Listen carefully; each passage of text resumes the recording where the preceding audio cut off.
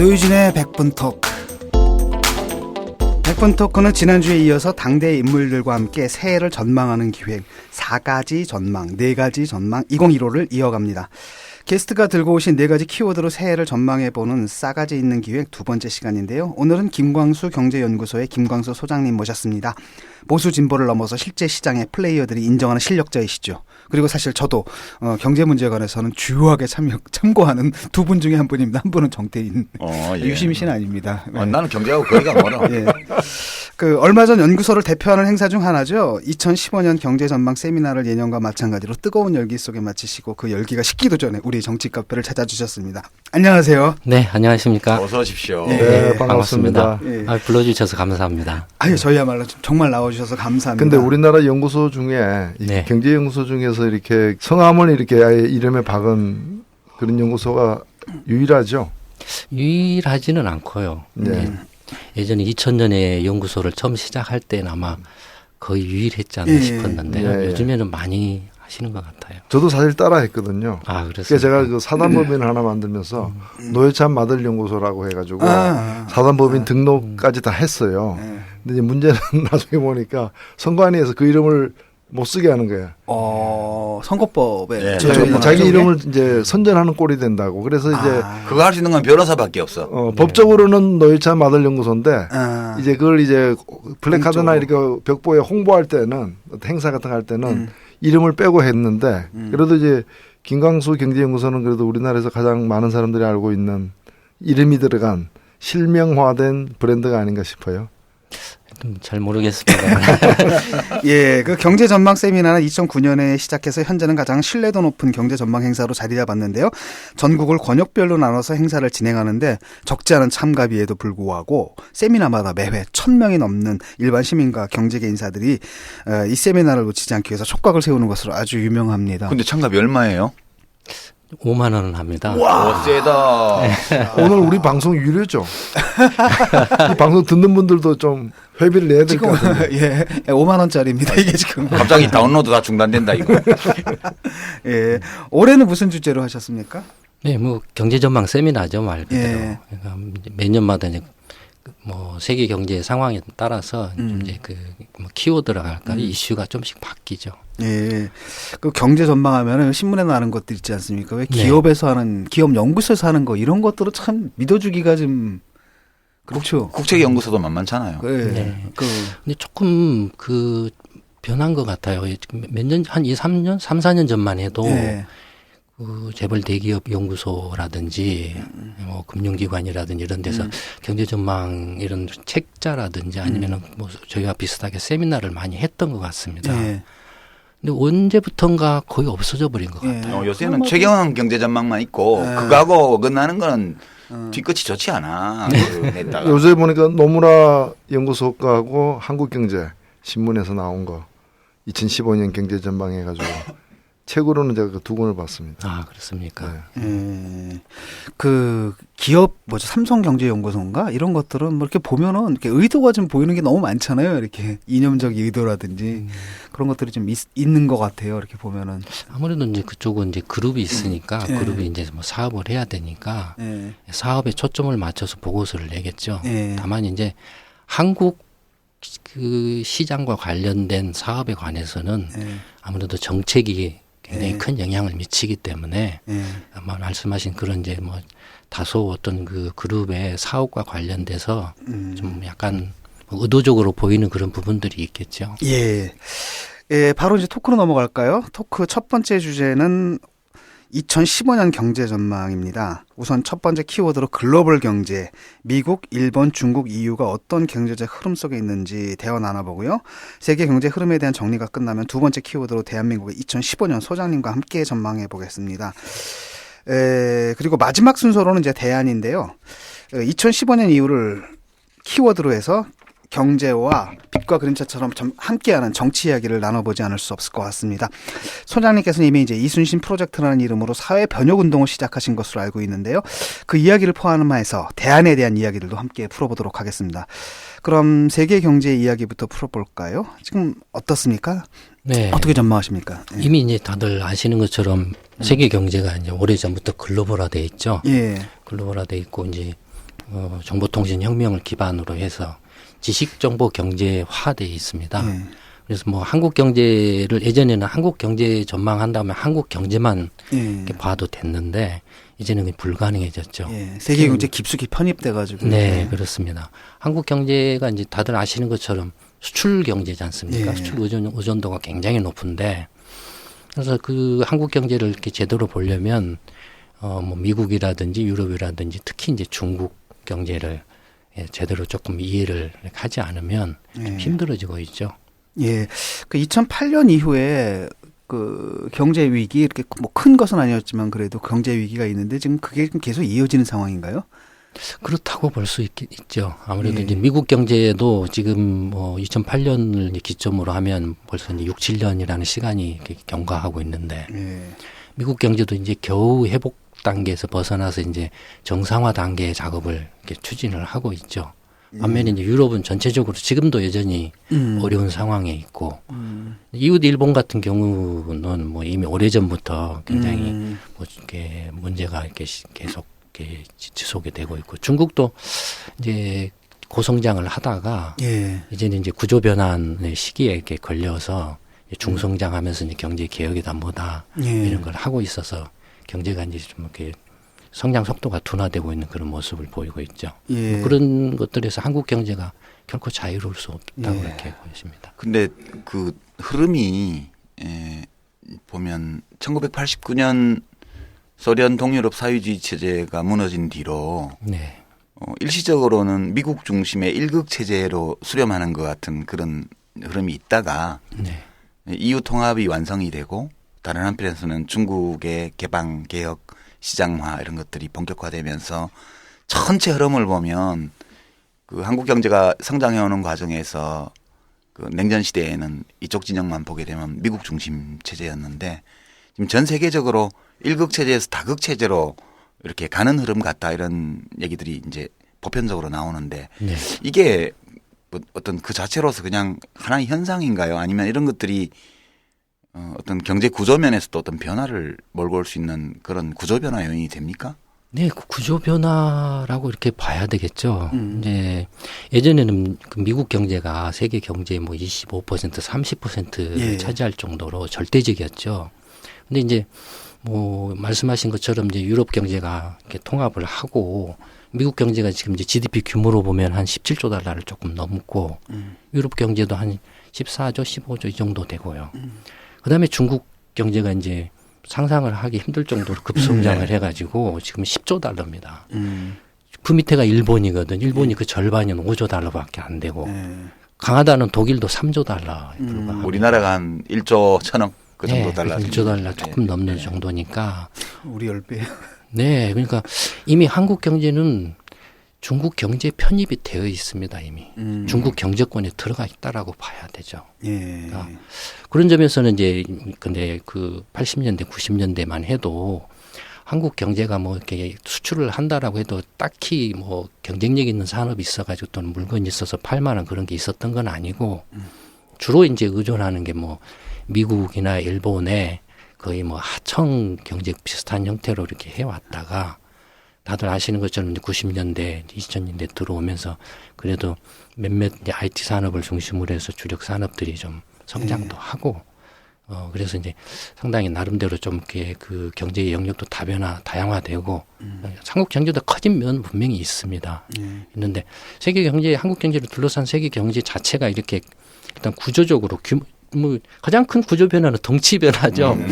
예, 이거 절대적으로 이 덩치 변화가 이렇게 일어났기 때문에 그래서 그런 점에서 보면은 한국 경제도 그런 세계 경제 구조 변화에 그 휩쓸려 갈 수밖에 없다라고 이렇게. 근데 제가 이제 질문 드린 거는 과거에 우리가 대학생 시절에 또는 그 뒤에 이제 50대 이럴 때 이제 경제 세미나를 하면 제일 큰 문제로 지적한 게 미국이 사장, 일본이 동아시아 부사장, 우리나라는 이제 뭐 대리 정도 위치에서 소위 말하는 미국 중심의 수직적 국제분업 체계의 밑바닥에 편입되어서 이게 외부 충격에도 취약하고 이제 발전 전망도 불확실하고 이런 지적들을 굉장히 많이 했던 기억이 나요. 네. 근데 제가 이제 구조 변화를 여쭤본 게 지금 전 세계적으로 다극 체제로 가게 되고 그다음에 중국이 규모 면에서 일단 급부상을 하고 있고 유럽이 통합이 이루어졌고 일본은 좀 비실거리고 있고요. 이제 이 환경 변화가 국제분업 체제 속에서 한국 산업의 구조나 이런 데에 실제 어떤 변화를 몰고 왔는가 이미 또는 몰고 오고 있는가 이런 거에 대해서 좀 네. 알고 싶어서. 많은 변화를 이렇게 몰고 왔지 않나 싶습니다. 말씀드린 것처럼 이제 과거에 70년대, 80년대, 90년대까지만 해도 한국의 주력 산업이 거의 이렇게 싼 임금, 동치백학적인 산업이었거든요. 근데 그게 이제 90년대부터 이제 바뀌어지기 시작을 했는데 그건 내부적으로도 모든 변화를 이루려는 그런 힘도 있었지만 말씀하신 것처럼 이제 그 외부적으로도 그런 구조적인 변화가 일어났기 때문에 그게 본능적으로 이렇게 적응을 해가는 그런 모습이었다라고 이렇게 보여집니다. 예. 그 김광수 경제연구소에서 21세기 세계 경제의 흐름과 관련해서 지난 10월과 11월 두 편의 보고서를 발표했어요. 네. 하나가 늙어가는 세계 경제와 저성장이라는 제목으로 그 주요 산업국 인구 분석과 저성장의 문제를 다뤘고요. 네. 또 다른 하나가 기술 혁신으로 네. 세계와 미국의 기술 개발 동향을 분석을 하셨는데 그 내용을 좀 이렇게 좀 말씀을 해주시죠. 예, 교양 삼아. 교양 삼아서. 공부 좀 하게요. 예. 아니 오늘 보니까 그런 얘기가 나오더라고요. 우리가 지금 인력 수입국이 돼야 된다. 이게 성장률을 유지하려면 뭐 1년에 60만 명씩 외국인 노동자를 데려와야 된다. 뭐 이런 보고서가 나왔다 그러더라고요. 어제 신문 보니까. 먼저 이제 아마 이제 세 분도 아마 비슷하게 생각하실 거라고 이렇게 생각을 하는데요. 네. 문제를 바라보는 관점이 지금 그 독에 밑이 팍 이게 빠져 있어가지고 구멍이 계속 커지고 있는데 네. 그걸 놔두고 위에서 물을 더 열심히 부어서 메우겠다, 채워보겠다라고 한다라는 자체가 어리석은 거죠. 두꺼비가 필요한데.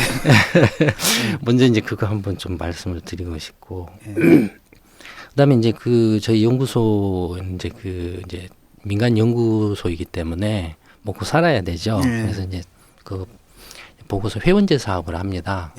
이제 회원제 사업 가운데 이제 경제 보고서 회원이 있고 경제 시평 회원이 있습니다. 보고서 회원이 1년에 한 300만 원 회비가 되고 시평은 한 20만 원 남짓한 정도 되죠. 말씀하신 그 두 편의 보고서는 이제 경제 보고서 회원들에게 드리는. 그럼 공짜로 말씀하시면 안 되는 거예요. 아니 맛배기만. 근데 이제 그걸 이제 그 일반 분들도 조금 이렇게 좀 한번 접하실 기회를 만들어 드리고 저희 경제 보고서를 좀 홍보하는 차원에서 두 편을 묶어서 이제 판매를 이번에 했습니다. 그래서 이제 시리즈로 나가는 건데요. 1편이 이제 말씀하신 이제 인구 문제하고 저성장. 그다음에 2편이 이제 인구가 줄어들는다든지 고령화가 되면은 그다음에는 그로 인한 문제는 특히 경제와 관련 문제를 어떻게 풀 거냐. 생산력이 떨어지는데 그래서 그 생산력을 이렇게 보완할 수 있는 수단이 이제 그리고 생산력 혁신이죠. 그러니까 그 생산력을 혁신할 수 있는 방법이 이제 기술 혁신이니까. 그래서 기술 혁신이 어떻게 일어나고 현재 지금 이제 21세기에 이제 앞으로 100년을 내다봤을 때 실제 지금 이제 기술 혁신이 일어나고 있는 모습들, 구체적인 모습들 각 주력 산업별로, 국가별로 뭐 이렇게 또는 주제별로, 기술 분야별로 이렇게 쭉 이제 분석을 한 거죠. 그다음 이제 내년 봄쯤에 나올 걸로 예정을 하고 있는데, 그래서 이제 인구 문제하고 저성장 문제가 이제 세계 경제를 짓누르고 있는 이제 문제로 부각을 했는데, 그걸 해결하는 수단으로 이제 기술 혁신이 이제 하나의 수단이 된다. 그렇다면 이 기술 혁신이 이렇게 산업에는 어떤 영향을 미칠 것인가, 산업의 각 나라의 경쟁력이라든지 산업의 경쟁력에는 어떤 영향을 미칠 것인가, 그런 걸 이제 내년 봄 상반기에 작업을 할 예정으로 있습니다. 그리고 이 보고서 두 개를 묶어서 제목을 하나로 정했을 거 아니에요. 그래서 이제 제목은 세계 경제 어디로 가는가 해서 제 1부로 지금 이제 인구하고 이제 기술 혁신을 달았고요. 2부가 이제 내년에 나올. 그 내용을 좀 조금 더 구체적으로 말씀해 보고서 주실 회원이 수 아니신 있을까요? 분들은 세계 경제 이게 어디로 300만 가는가를 원짜리인데. 아니 그건 이제 단행본으로 나왔으니까 그것만 사면 그래, 되지. 그것만 사면 돼. 근데 이제 뭐 다들 아시는 것처럼 이제 세계 인구가 양쪽으로는 지금 계속 지금도 증가하고 있죠. 근데 증가하는 지역이 주로 이제 아시아나 아프리카 지역의 이제 개도국이나 아직 저개발 국가에서 인구가 굉장히 많이 이제 증가를 하고 있고, 세계 경제의 한 60-70%를 차지하는 선진국은 이미 저출산 문제에 부딪히고 고령화 문제에 부딪혀서 생산 가능한 경제활동 인구들이 지금 줄어들고 벌써 이미 일본은 95년부터 이렇게 이제 피크가 와가지고 계속 줄어드는 거예요. 그러니까 한 100만 명이 줄었어요, 일본은. 100만 명이면 거의 울산보다 조금 작나요? 네. 생산 가능 인구니까 울산만 하죠. 네, 울산만한 도시가 없어져 버린 거죠. 그러니까 그 한국은 그 이제 아직 일본 정도는 아니지만 아주 맹렬하게 쫓아가고 있죠. 유럽 같은 경우도 유럽의 맹주라고 할 수 있는 독일은 이제 이른바 이제 그 유럽판 일본이죠. 그렇죠. 독일이. 그러니까 아주 문제 심각합니다. 그래서 근데 세계 전체로 보면은 이제 그 인구 1억 명 이상인 국가가 12개 정도 나라가 있는데 그 중에 이제 그 선진국들을 중심으로 해서 이렇게 쭉 이렇게 한 10서너 개 나라를 전부 이제 조사를 했죠. 인구 구조 변화하고 그 나라의 이제 그것이 이제 짤막하게 경제에 미치는 경제와 연관성을 보고 전체로 해서 이제 그 인구가 고령화가 되고 그래서 경제 활동 가능 인구가 줄어들고 하면은 이것이 횡단적으로 각 나라별로 경제 성장률에 어떤 영향을 미치는가를 이제 분석을 했는데 확연하게 떨어지는 성장률이 떨어지는 걸로 이렇게 나타나고 있습니다. 그래서 그게 이제 그 인구 문제의 주 내용들이고요. 양은 전체적으로 한 5, 60페이지 정도 되죠. 그다음에 그러니까 A4 용지니까 이제 전체 그 상당히 밀도가 높습니다. 양은 이제. 네. 그러면은 이거 뭐 어떻게 해야 되나요? 이제 그 애를 많이 낳아야 되는 거 아니에요? 아니지. 그렇게 말할 수 없지. 아니 저출산이니까. 네, 일본 같은 데 보니까 막 일본 말씀하셨으니까 이제 이미 그 이렇게 고령화 사회로 들어가면서 정년 연장을 하고 임금 피크제 도입을 하고 그래서 60세부터는 이제 원래 받던 임금보다 이제 뭐 2분의 1 이하 정도 받으면서 이제 정년이 연장되는. 근데 우리나라하고 이제 비교해 보니까 그런 차이가 있는 것 같아요. 일본은 지금 이번에 12월 말이잖아요, 현재. 요즘에 일본은 각 지역 뉴스에서 이 주요 뉴스 중에 하나는 뭔가 하면은 올해 그 고3 아이들의 그 취업률이 몇 퍼센트냐가 굉장히 중요한 그 지역마다 핫 이슈더라고. 우리는 고등학생의 80%가 대학을 진학하니까 고3 취업률이라는 것 자체 개념 자체가 별로 정립도 안 돼 있고 관심 대상도 언론으로부터 아닌데 결과적으로 보면은 경제 활동에 투입되는 그 인구가 늦어지는 거죠. 시점이 늦어지는 우리는 거죠. 늦어지는 거예요. 4년 정도. 게다가 또 우리는 또 군대 가는 또 그 기간 비는 게 있잖아요. 2년 정도. 일본이야 또 그 업무 그 복무가 아니니까. 말씀하신 것처럼 그 점들이 한국 경제 경쟁력이 떨어지는 또는 경쟁력이 이렇게 없어지는 근본적인 원인 중에 하나죠. 그런 것들이.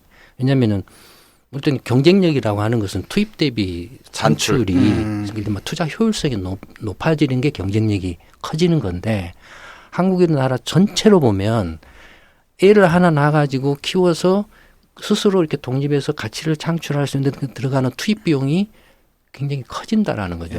그러니까 20대에 독립을 해가지고 가치를 만들어내는 경우하고 미국이나 유럽 이런 데처럼 한국 경우에는 30살이 넘어도 못한다 이거예요. 캥거루족이라 그래서 엄마 부모 품속에 그러니까 있고. 한국 경제 전체로 보면은 굉장히 투자 효율성이 낮죠. 그건 경쟁력이 없어질 수밖에 그리고 없습니다. 그 또 취직을 했다 하더라도 바로 뭐 4호 정인이 뭐 이래가지고 바로 그러니까 사실상 일할 시간이. 근데 선진국들이 우리보다 인구 구조 변화를 먼저 겪었잖아요. 그러니까 그 인구 변화의 단계 중에서 4단계에 들어간 게 수십 년 전이고 일본이 우리보다 한 20여 년 일찍 들어갔고요. 우리가 따라가는 중인데 인구 구조가. 그러면 이제 후발 국가의 이익이라는 게 항상 있는데 앞에서 딴 나라들이 비슷한 상황에서 어떻게 했나 이거 보는 거잖아요. 근데 유럽의 고령화가 많이 진행된 선진국 경우에 일본은 우리가 좀 많이 아니까 빼더라도요. 그러면 생산 가능 인구 또는 핵심 생산 인구가 감소하는 거 우리가 보통 15세에서 65세까지를 생산 가능 인구로 잡고 이제 거기서 고용률 계산을 하고 이렇게 하는데 결국 그 인구 감소로 인한 투입 노동력 감소에 대한 대처도 있어야 되고 그다음에 줄어드는 게 불가피하다면 노동의 단위당 생산성을 올리기 위한 노력도 있어야 되는데 되게 우리보다 빨리 고령화를 맞이한 나라들 중에 성공한 나라들은 상대적으로 성공한 나라들은 어떤 기술을 혁신을 했고 또 어떤 사회 제도나 이런 걸로 그거를 좀 만회를 했나요? 지금 그 성공을 이야기하기는 조금 힘들 것 같고요. 어느 나라고요? 네, 예를 들어서 이제 인구 문제로 치면 미국 같은 경우는 2007년을 기준으로 했을 때 그 한 지금까지 한 8년, 8, 9년 거의 이제 15년이 한 8년 정도 됐죠. 8년 사이에 인구가 2천만 명 가까이 늘어났습니다. 미국 같은 경우는 프랑스가라든지 유럽에서 프랑스나 영국 같은 경우도 지금 한 이렇게 출산율이 한 2명 정도 되니까 비교적 인구 출산율 면에서는 이렇게 안정적인 그런 상태를 유지를 좀 하고 있다라고 볼 수 있죠. 근데 전체적으로 보면은 이제 경제 활동 가능 인구 기준으로 보면 다들 지금 이제 피크를 맞이하고 있거나 이미 이제 넘어간 상태에 있는데 그러면 인구 첫 번째 말씀하신 이제 인구 문제를 어떻게 대처할 것인가라는 문제와 관련해서는 두 가지가 있는 것 같습니다. 하나는 이제 아무래도 이제 그 인구 문제가 알게 모르게 그 노동력의 그 구조의 변화를 이렇게 이야기를 하고 있거든요. 왜냐하면 전에는 여성들이 노동을 거의 안 했어요. 아무래도 이제 남자들이 노동이 주된 그 역할을 담당을 했었는데 줄어드니까 이제 여성들이 노동의 시장에 이제 들어온다라는 거죠. 그다음에 여성들도 점점 약간 고학력화되고 그래서 그 여성들이 고학력화되고 노동시장에 들어오면서 이제 스스로 이렇게 경제적으로 독립할 수 있는 그런 이제 길이 열리니까 생각이 변한다라는 거죠. 내가 결혼해가지고 특히 한국 같이처럼 되게 세계적으로 이 여성들이 한국처럼 결혼해가지고 힘든 나라도 드물거든요. 그러니까 내가 굳이 결혼해가지고 이렇게 이렇게 10월도에 들어가서 직장 생활을 맞벌이를 해야 되고 애 키워야 되고 시부모 챙겨야 되고 모든 걸 내가 힘들게 할 필요가 뭐가 있냐라는 생각의 변화. 근데 이런 것들이 이미 일본에서 이미 일어났었습니다. 이미. 그러니까 여성들이 그 경제 활동을 하는 순간 출산율이 쑥 떨어져 버려요. 예. 그러니까 이제 그런 게 하나 있고 두 번째로는 역시 그 경제적인 그 젊은 세대들이 자립할 수 있는 경제적 기회가 줄어드는 것들이 자기 스스로 자기 삶을 책임지지 못하니까 결혼을 하고 싶어도 할 수가 없는 거죠. 그렇죠. 네, 그러니까 경제 구조나 시스템 자체가 이른바 이제 그 젊은 세대들이 독립하거나 자립할 수 있는 기회를 제대로 만들어주지 못한 거예요. 이 두 가지 이제 그들이 겹쳐 있는 것 같습니다. 그런 것들이 복합적으로 작용을 해서 저출산으로 이어지고 한국 같은 경우는 거기에 또 더 붙어 있죠. 다 아실 겁니다. 90년대 그 초음파 검사에서 낙태를 많이 했죠. 그 세대가 지금 이제 몰려옵니다. 지금 이제 사회 진출 시기를 맞이해가지고 몰려옵니다. 성비가 안 맞는 세대. 네, 아주 심각합니다. 그러니까 남자 여자로 치면 지금은 이제 남자 100명에 여자가 102명 정도인데 50대 이상은 남자 100명에 여자가 142명입니다. 한국이. 그게 자연적인 아니죠. 자연이 파괴된 거지. 자연이 파괴된 거죠. 그건 뭐 때문에 전쟁이 있었죠. 50대 이상은 한국 전쟁을 겪었죠. 그리고 남아 선호하고 낙태 때. 낙태 때고. 네, 그렇습니다. 남아 선호 사상과 낙태. 그러니까 예전에 50년대, 60년대만 해도 다출산이었어요. 근데 제가 기억하기로도 그때는 남자가 아프면은 모든 걸 다 이렇게 내던지고라도 이렇게 없어도 가서 병원에 데리고 가려고 했는데 여자애가 아프면은 그냥 내버려뒀어요. 그러니까 예전에는 그랬던 것 같습니다. 그런 것들이 알게 모르게 작용을 했고 다시 이제 복수를 해오는군요. 네, 그러니까 벌써 50대 이상에서 그 남녀 간의 성비가 그렇게 되니까 전체 한국이라는 나라 전체로 남자 100명에 대해서 여자 102명이면 40대 이하는 어떻게 되겠습니까? 절대적으로 지금 여자 부족이죠.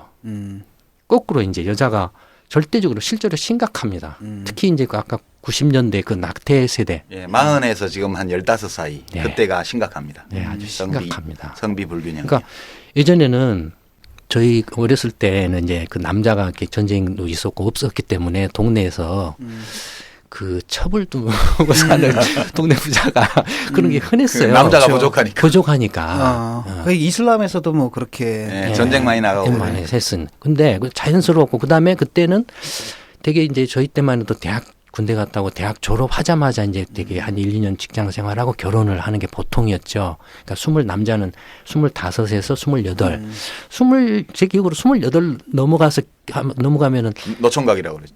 노총각이라보다는 결혼 못 한다고 포기를 할 정도로 사람 취급을 안 했거든요. 지금은 28 되기 전에 결혼하면 벌써 하냐고 그래요. 근데 그때는 연하 여성하고 결혼이 이제 보통이었죠. 애를 잘 낳는다라는 생각 뭐 이런 것들도 있었고. 근데 그래서 그때는 연상의 여성하고 결혼을 하면 돈 보고 결혼한다. 네. 반려간다 그랬어요. 제가 연상의 여성하고 결혼했는데 나도 팔려갔는데. 그런데 우리 노회찬 대표님은 형수가 돈 없다는 거 세상이 다 아니까 팔려갔다 소리 절대 안 해요. 근데 지금은 연상의 여성하고 결혼하는 게 너무 자연스럽게 돼 있어요. 지금은 30%좀 되더라고요. 네, 그러니까 지금 성비가 무너져 있기 때문에 같은 동년배 남자가 동년배 여성이나 그 연하고 결혼할 수 없습니다. 남자가 남아돌기 때문에 그러니까 밀려가는 거죠 위로. 여성 위로도 밀려가는 겁니다. 그다음 포기를 하고 외국으로도 가고. 네, 외국으로도 가고. 이런 것들이 사실은 개개인 입장에서 보면은 내가 뭐 결혼을 하고 안 하고 이런 개인적인 문제일 수 있지만 나라 경제 전체를 보면 말할 수 없는 비용 유발 요인들입니다. 경쟁력을 급격하게 떨어뜨리는 요인들이죠. 왜냐하면은 결국에 이 사람 이런 그 결혼을 안 하는 분들의 상당수가 굉장히 정신적으로 정상적이지 못합니다. 그건 위험한 발언이신데. 근데 아니 왜냐하면은 안정적이지 못하죠. 네, 안정적이지 못합니다.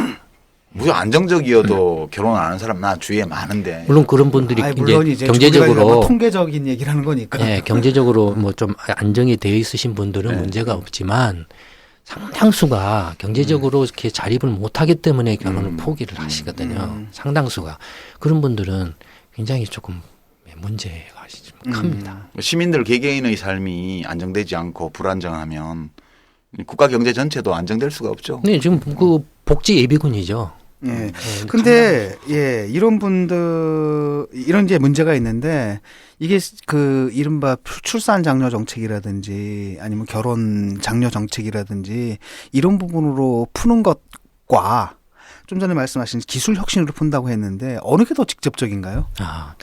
이제 그 뭐 유럽 이제 프랑스라든지 이런 경우를 보면은 뭐 이렇게 정책적으로 이제 저출산 문제에 대응을 했던 것 같습니다.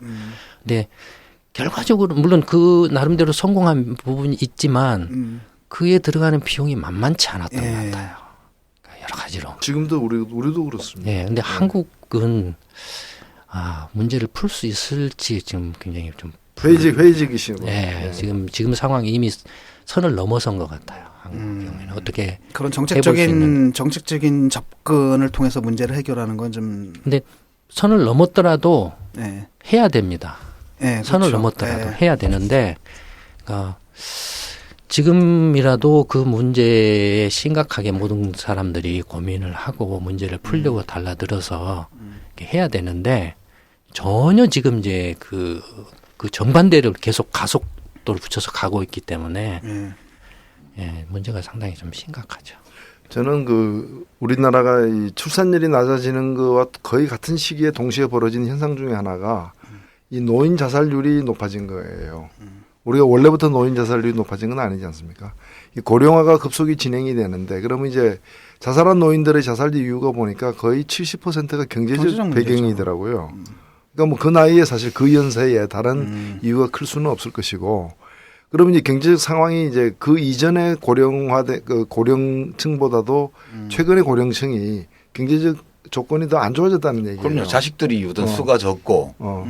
그러니까 이제 여기 보면은 고령자 수는 늘어나는데 그 나이 드신 분을 갖다가 이렇게 어찌 보면은 부양하는 부양 능력은 과거 50대보다도 지금 50대가 더 떨어진 거예요. 떨어지고 수도 적어지고 근데 이걸 그러면 보완할 수 있는 어떤 노인복지가 이렇게 급속히 또 성장했냐면 그렇지도 않은 그 틈새에서 이런 일이 벌어진 거기 때문에 마치 그 저출산하고 저는 배경이 거의 같다라고 보여져요. 어제 그 신문을 보니까 어떤 아들이 병 걸리는 아버지를 냉방에다가 이틀에 삼각김밥 이틀에 하나. 삼각김밥 하나 놓고 그래가지고 결국 죽게 만들었는데 2년 6개월 형을 받았는데 그 낮은 형을 받은 게 문제는 뭐냐면 다른 가족들이 선처를 지만 아무것도 안 한 거 아니야. 그래도 네. 그나마 얘가 좀 봤다. 선처해달라. 이걸 딱 듣는 순간에 황당하더라고 정말. 그 지금 이제 그 노 대표님께서 말씀하신 이제 노인 자살률 문제는 사실 그 90년대 말에 외환위기가 기점입니다. 외환위기 이전에는 아시는 것처럼 이제 되게 부모들이 큰 자식 하나 잘 가르쳐 가지고 나중에 이제 물러나면 은퇴하면 큰 자식이 봉양한다라고 생각을 했기 그렇죠. 때문에 모든 걸 이제 자식한테 이렇게 큰 자식한테 이렇게 했거든요. 근데 외환위기로 인해서 그게 다 무너져 버렸어요. 무너지다 보니까 자식도 자식대로 힘들고 부모는 부모대로 이제 그렇죠. 그때는 뭐 무슨 이렇게 연금이다 뭐 이런 것들이 거의 없었기 때문에 사회 안전망이 없었기 때문에 그러니까 공중에 붕 떠버린 거죠. 그때를 기점으로 해서 노인 자살률들이 급증을 하고 그다음에 이혼도 급증을 합니다. 그 외환위기. 그러니까 외환위기가 한국의 어떤 단순히 경제적 어떤 그 위기일 뿐만 아니라 시스템 자체. 예, 시스템 자체를 근본적으로 사람들의 생각이나 사고나 또 이런 것들을 근본적으로 바꾸는 아주 결정적인 계기가 나름대로 그게 있었다고 우리 보여집니다. 판 그 사회보장이었잖아요. 아들 하나 키워서 걔가 나를 내 노후를 봉양해 준다는 일종의 세대 간의 약속이라는 네. 게 암암리에 있었는데 이게 이제 외환위기로 구조적으로 불가능해진 네, 거고. 무너져 버린 네. 거죠. 그러니까 뭐 박근혜 정권이 이렇게 그 어쨌든 간에 부정선거를 했든 뭘 했든 간에 이제 국민 행복 공약이라는 걸 내걸고 출범을 했지 않습니까?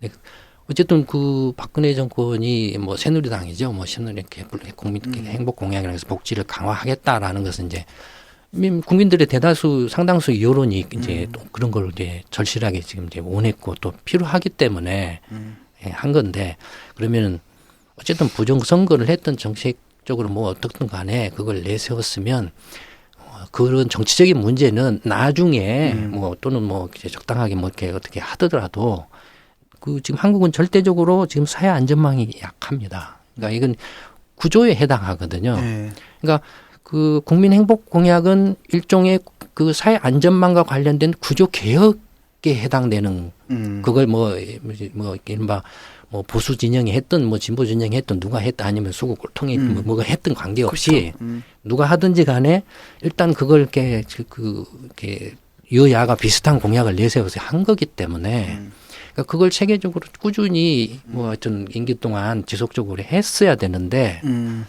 이걸 출범하자마자 이제 부정선거 이렇게 사실이 드러나니까 이제 내 편을 이렇게 끌어들인다라는 그런 차원으로 전부 뒤집어 버린. 아, 예. 자기 편만 챙기는. 자기 편만 100% 챙기다가 대한민국이 아니고 51% 대한민국을 예, 그런 식으로 네. 이제 뒤집어 버린 거죠. 그러니까 네. 이명박 정권 시절로 획일을 해버린 거죠. 모든 정책들이. 네. 제가 다음 주제로 넘어가기 전에 잠깐 나도 하나 물어봐야 될 거 있어. 먼저 물어보세요. 네. 같은 건지 모르겠다. 그런데 이 문제하고 이 문제를 해법으로서 기술 혁신을 말씀하셨잖아요. 그 짧게 그게 어떻게 연관이 되는지 그게 좀 궁금해서. 네, 지금 이제 그 한국 경제가 어쨌든 간에 그 누군가는 가서 벌어야 됩니다. 벌어야 그런 저런 문제들도 해결할 수 있거든요. 버는 사람이 없으면 해결할 수 없습니다. 근데 그러니까 지금 적지 않은 분들이 복지를 강화하고 어쨌든 간에 그 정부가 정책적으로 그걸 책임을 져야 된다라고 이렇게 주장들을 많이 하시는데 충분히 그 심정은 이해는 하지만 그 돈을 누가 댈 거냐라는 예. 아주 절실하거든요. 근데 지금 돈을 버는 그 효율성으로 보면 미국을 100으로 치면 프랑스하고 독일 같은 경우는 90을 약간 90 전후입니다. 생산성으로 보면은 일본이 한 65 정도 됩니다. 한국이 45밖에 안 됩니다. 이 정도 가지고는 한국이 미국이나 유럽이나 일본 정도의 복지 사회 안전망 체제를 구축할 수 없다 이겁니다. 일단 생산성을 높여야겠네요. 그러니까 그걸 이제 생산성이 특히 일본이 의외로 그 미국이나 유럽에 비해서 생산성이 너무 낮습니다. 여러분들 프랑스 여름 휴가 얼마나 깁니까? 네, 한 달씩. 네. 네, 그다음에 그 일도 별로 안 해요. 일도 별로 안 해요. 독일도 40 오후 4시면 다 퇴근이에요. 근데 이렇게 생산성이 극도로 이렇게 일본이 유럽이나 미국에 비해서 낮고 한국이 또 더더욱 낮은 이유는 제조 분야는 나름대로 비슷비슷합니다. 서비스 분야에서 절대적으로 한국만큼 이렇게 서비스 분야에서 세계적으로 24시간 돌아가는 나라는 없습니다. 그러니까 이게 수익이 안 나니까 몸으로 때우는 거예요, 지금. 그러니까 자기 착취 같은 거. 그렇죠. 그러니까 이게 이제 24시간 배달 가능한 나라. 그러니까 이른바 자영업자 문제죠. 배달의 민족.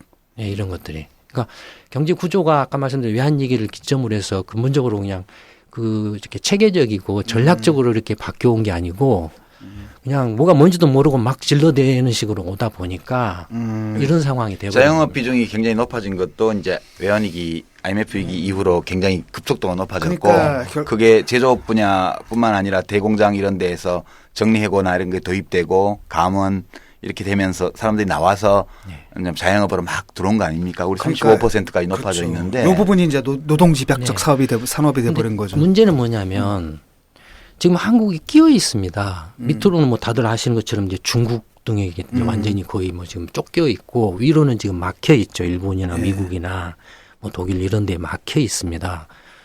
이런 그 낮은 생산성을 가지고는 어렵죠. 그다음에 어쨌든 한국이 저렴한 저급한 노동력이나 낮은 생산성 가지고는 중국이나 아세안이나 이런 나라들하고 경쟁할 수가 없습니다. 임금 깎아서는 할 수가 없어요. 그렇죠. 여기 기본적으로 생활비가 들어가는데. 그러면 기본적으로 경제라는 것은 먹고 살려고 하는 건데요.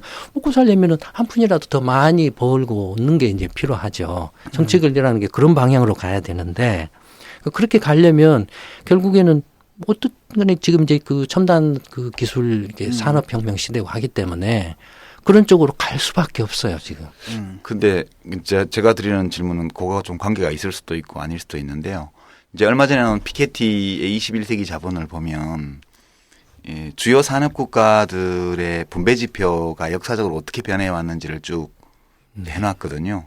근데 제가 이제 통계적인 처리를 잘 할 줄 몰라서 직접 해보지는 못했는데 대체로 눈대중으로 이렇게 보니까 분배 지표가 상대적으로 이제 좋은 나라들, 북유럽 국가나 독일, 이제 유럽에서도 이런 나라들이 최근에 그런 경제 성장률이 더 높고 실업률이 더 낮고 미국이라든가 일본이라든가 이른바 영미 계열의 그런 나라일수록 소득 분배 지표도 굉장히 나쁘고 최근에 이제 성장률 성적표도 되게 안 좋고 그런 상관관계가 좀 얼핏 보이는 것 같다 그런 느낌이던데 혹시 그 각국의 분배 상태하고 소득 분배나 부의 분배 상태하고 그 나라의 뭐 장기까지는 아니더라도 이제 중기적으로 본 성장률 사이에 어떤 상관관계 같은 게 통계적으로 혹시 입증되는 게 있나요?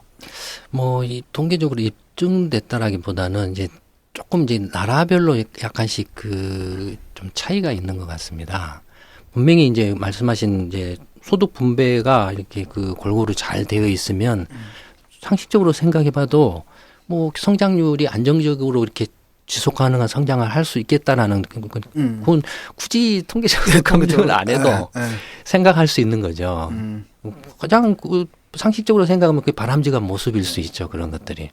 근데 이제 북유럽 국가 같은 경우가 금융위기 2008년 글로벌 금융위기 이후에 상대적으로 상당히 분배가 재분배죠. 소득 재분배가 이렇게 강력하게 이루어져서 잘 되어 있고 성장률도 비교적 이렇게 양호하게 유지를 하더라.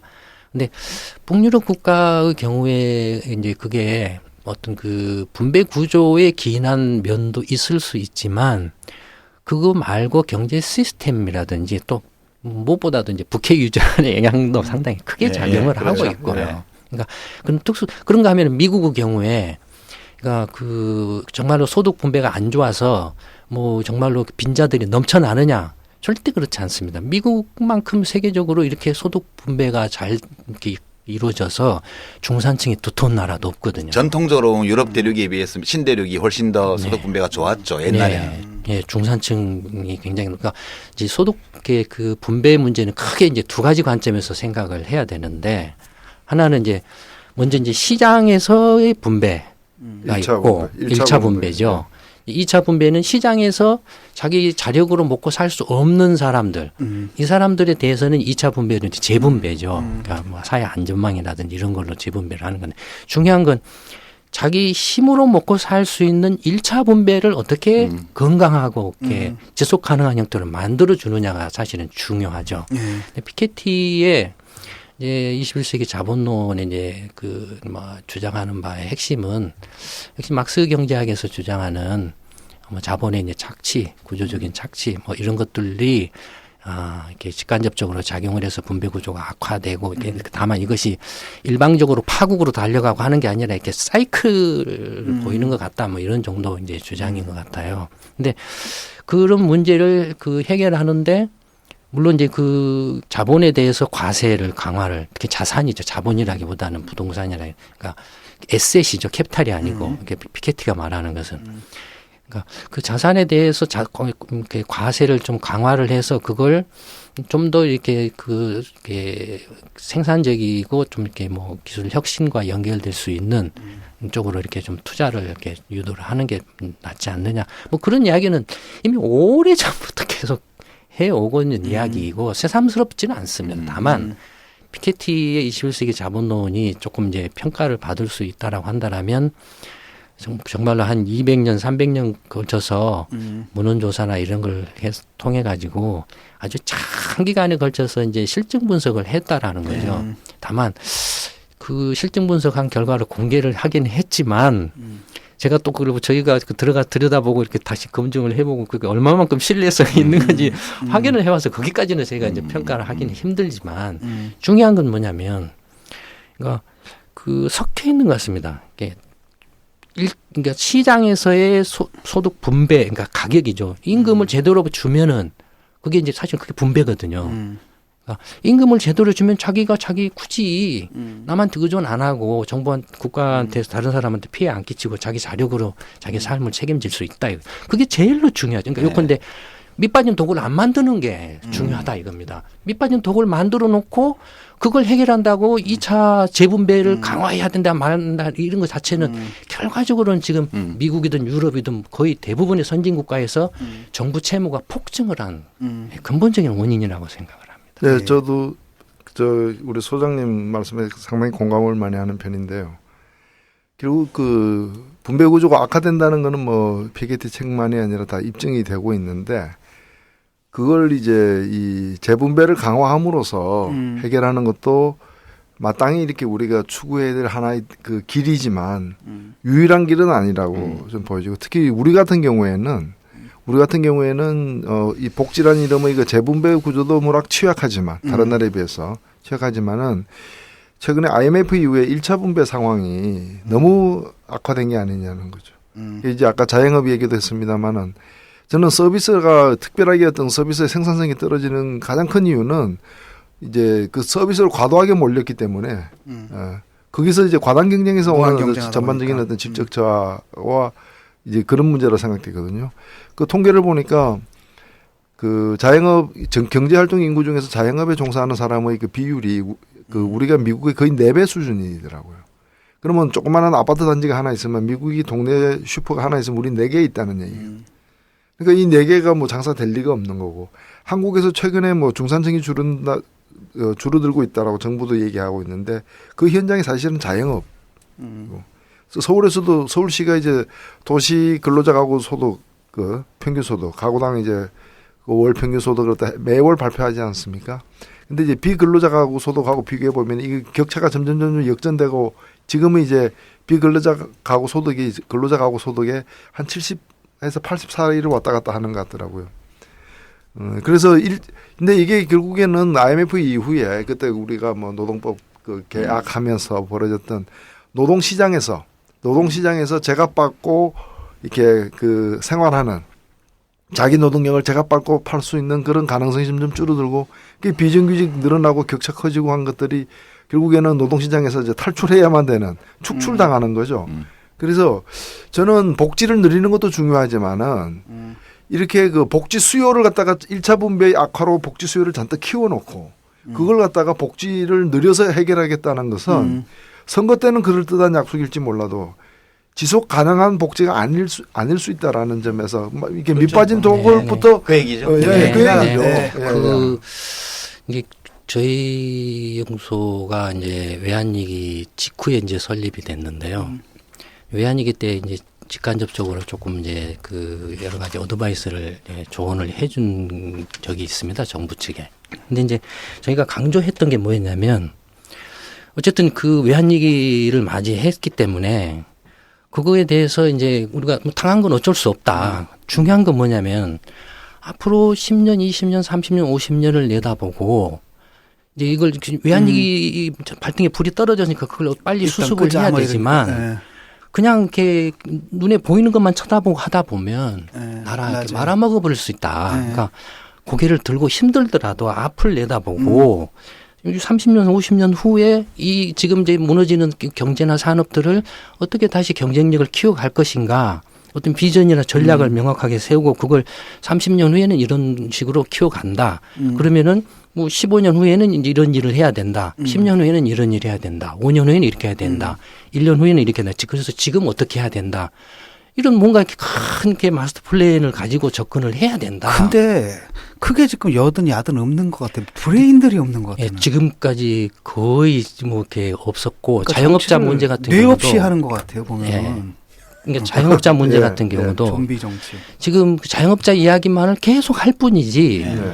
구체적으로 이 문제의 본질이라든지 핵심이 뭐고 이거에 대해서 어떻게 그 전략적으로 접근할 것인가에 대한 이해가 없이 그냥 이야기만 반복을 한다라는 문제 해결이 안 된다라는 겁니다. 예를 들어서 이제 자영업자 비율을 보면 근데 유럽의 경우에는 이탈리아가 전체 그 경제활동 그 취업자 중에 25% 정도가 자영업자입니다. 많은 편이죠. 예. 굉장히 많은. 그다음에 아시아에서는 대만이 높습니다.